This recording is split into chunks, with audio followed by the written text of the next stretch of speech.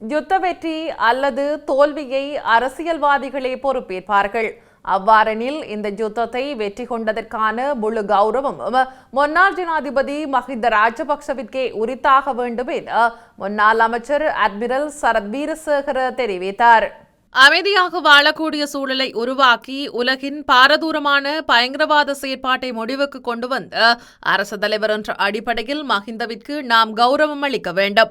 நெலம் மாவட்டத்தில் அமைந்துள்ள ஸ்ரீலங்கா பொதுஜன பெரமுன தலைமையகத்தில் நேற்று இடம்பெற்ற செய்தியாளர் சந்திப்பில் ஊடகவியலாளர்களின் கேள்விகளுக்கு பதிலளிக்கும் போது இதனை குறிப்பிட்டார். பாதாள குழுவினருக்கு தேவையின் அடிப்படையிலோ அல்லது தேவையற்ற வகையிலோ பிரபல்யத்தை இந்த அரசாங்கம் பெற்றுக் கொடுத்தாலும் ஒவ்வொரு அரசாங்கங்களும் வெளிநாடுகளிலும் பாதாள குழு உறுப்பினர்களை கைது செய்துள்ளன.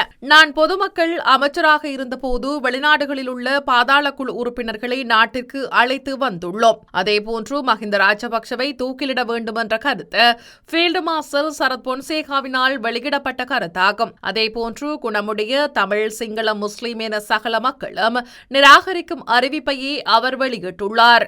எனவே யுத்தத்தை வெற்றி கொள்வது அரசியல்வாதிகளே, யுத்தம் ஒன்றின் வெற்றி மற்றும் தோல்வியின் பொறுப்பை அரசியல்வாதிகளே ஏற்பார்கள். அவ்வாறெனின் இந்த யுத்தத்தை வெற்றி கொண்டதற்காக முழு கௌரவமும் மஹிந்த ராஜபக்சவிற்கே உரித்தாக வேண்டும். அதனை யாராலும் தடுக்க முடியாது.